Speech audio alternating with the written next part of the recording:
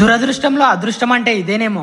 Correct hospital ముందే accident అయింది. Time గా డ్రైవర్ కి అయితే ఏం కాలేదు. ఉగాది రోజు అని తీసాడు అనుకుంటా కొత్త ట్రాక్టర్. 282 డేస్ సిరీస్ లో ఇది డే 8. మార్నింగ్ లేవగానే వర్షం స్టార్ట్ అయింది. అది మార్నింగ్ కాదు, ఆఫ్టర్నూన్ అనుకో. ఎందుకంటే మనం లేచేదే ఆఫ్టర్నూన్. అదే మనకి మార్నింగ్ లెవెల్ కి లేచి ఫస్ట్ బ్రష్ వేసుకున్నా.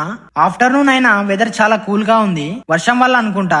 అదేంటో కాస్త టైం దొరికితే చాలు ఓవర్ థింక్ చేస్తా. ఇక ఫ్రెష్ అప్ అయి టిఫిన్ చేసి కేఫ్ కి స్టార్ట్ అయ్యా. హైపర్ ప్యూర్ లో పెట్టిన ఆర్డర్ రిసీవ్ చేసుకున్నా. ఆఫ్టర్నూన్ బానే ఉంది, ఈవినింగ్ మళ్ళా ఎండ స్టార్ట్ అయింది. ఇక మంచిగా ఒక మాక్టైల్ చేసుకుని తాగిన. ఈ రోజు ట్విస్ట్ ఏంటంటే వెళ్ళిన 2 డేస్ కి పెంట్ హౌస్ ఖాళీ చేయాల్సి వచ్చింది. అయినా బ్యాచిలర్స్ కి ఇంత కష్టమా ఓనర్స్ వల్ల అనుకోలేదు. ఇప్పుడు అనుభవిస్తే తెలుస్తుంది. టర్మ్స్ అండ్ కండిషన్స్ ముందే మాట్లాడుకున్నా యూజ్ ఉండదు అని అర్థమైంది. అందరూ అలానే ఉంటారని కాదు, నేను ఫేస్ చేసింది చెప్తున్నా. అయినా అనుకుంటూనే ఉన్నా కొన్ని డేస్ నుంచి అంతా నార్మల్ గా ఉంది ఏంటి అని. పోనీలే, ఇవన్నీ మనకి మామూలే. మళ్ళీ ఎక్కడ చూడాలో రూమ్, అసలు ఇంట్రెస్ట్ పోయింది రూమ్స్ మీద.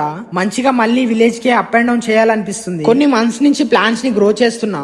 ఎప్పటి నుంచో అనుకుంటున్నా వీటికి పూసిన పూలు అమ్మకి తీసుకెళ్లాలని. రోజ్ ఫ్లవర్స్ పూసినప్పుడు శోమాలలో ఉండే పూజకి వాడిన. ఇదేం ప్లాంటో నాకు తెలీదు. ఇదే ఫస్ట్ ఫ్లవర్, కానీ స్మెల్ మాత్రం చాలా బాగుంది. రేపు ఉగాదికి ఇంటికి వెళ్తున్నా, అమ్మకి ఇద్దామని తెంపిన. మంచిగా కవర్ లో పెట్టి ఫ్రిడ్జ్ లో పెట్టాను. లాస్ట్ ఆర్డర్ ఇచ్చేసరికి 135, ఇంటికి వెళ్లేసరికి 212, వీడియో ఎడిట్ చేసి పడుకునేసరికి 4-5 అయింది.